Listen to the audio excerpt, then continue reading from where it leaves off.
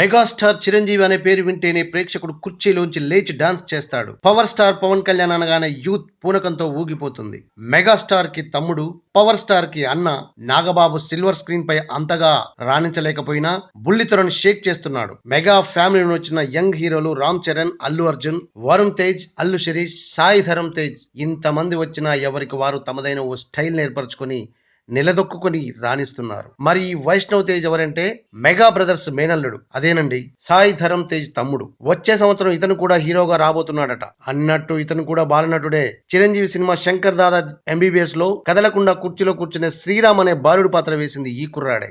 ఒక్క మాట లేకున్నా మర్చిపోలేని యాక్టింగే చేశాడు. ఇక హీరోగా ఎరగదీస్తాడేమో చూద్దాం. All the best Vaishnav Tej. ఈ వీడియో మీకు నచ్చినట్టయితే లైక్ చేయండి, షేర్ చేయండి, సబ్స్క్రైబ్ చేయడం మాత్రం మర్చిపోకండి.